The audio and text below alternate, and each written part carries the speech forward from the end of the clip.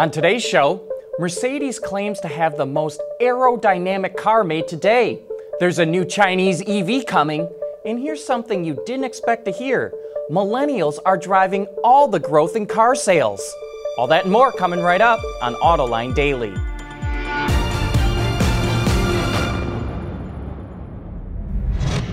This is Autoline Daily, the show dedicated to enthusiasts of the global automotive industry. Common wisdom says that millennials have no interest in cars and don't want to drive, but the data doesn't bear that out. Experian, the consumer credit reporting agency, says that millennials are driving all the growth in car sales in the American market. They now account for almost 30% of all vehicles sold. Baby boomers and mature buyers are losing market share, and Gen Xers are flatlining. The takeaway from this data is that automakers and car dealers better not ignore millennial customers. The Trump administration wants to yank away California's power to set its own emission standards and mandate sales of electric vehicles. The Trump administration also wants to cap fuel economy targets at the 2020 level of a 35 mile per gallon fleet average instead of letting it rise to the Obama administration's 50 mpg target by 2025. California gets a waiver from the EPA to set its own standards, and if that is revoked, analysts expect a long courtroom battle between the state and the federal government. Mercedes claims it has the most aerodynamic car, and we'll explain how they did it right after this. Autoline Daily is brought to you by Bridgestone Tires, your journey, our passion. Dow Automotive Systems, advanced materials that deliver better results. And by Lear, a global leader in automotive seating and electrical systems. Uber is a company that a lot of people love to hate, but a study from the British research company ABI says Uber is the global leader in ride-sharing services based on market share, innovation, strategy, and geographical reach. China's Didi is a distant second in the study, and even though Didi has the most market share, that's based on its dominance of the Chinese market, whereas Uber operates in 70 countries. Grab, which is based in Singapore, placed third in the study, while Lyft was fourth.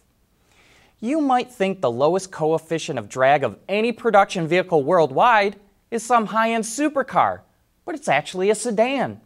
That's the claim Mercedes is making with its all-new A-Class sedan, which has a CD of 0.22.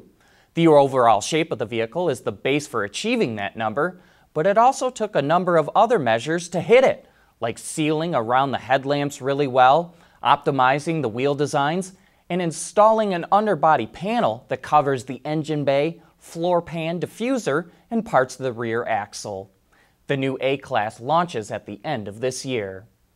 There's a hot new Chinese electric car that is about to make its debut in California. That's coming up next. Lear Connexus is the new application suite in vehicle connectivity designed to deliver over-the-air software updates and more from Lear Corporation's E-Systems, leaders in power and data management. Kia just refreshed the Sportage. It gets a new look both inside and out. For Korea and Europe, the 1.7-liter diesel is replaced with a 1.6-liter diesel called SmartStream, which Kia claims is its cleanest diesel it's ever made. For those wishing for more power, a 2-liter diesel is available with an 8-speed automatic and a mild hybrid system.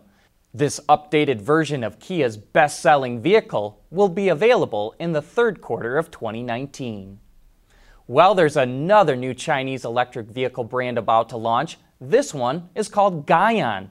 It's backed financially by another Chinese EV brand, SciTech, which is part of Chinese automaker FAW. Gaian's first vehicle, seen in this teaser, was designed by Gafolio Family Metalworks, which is based in California.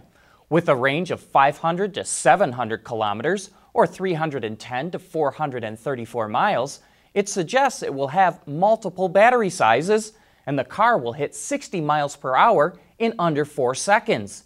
It is also said to have, quote, the highest level autonomous driving system in the world, which is supplied by Bosch. Guyon will make its debut in LA on August 8th. And we've got a great Autoline After Hours lined up for you this week. Our special guest is Diane Flisch-Schneider, the Executive Director of the Concours d'Elegance of America, who will be talking about the classic cars you can expect to see at this weekend's event in Plymouth, Michigan.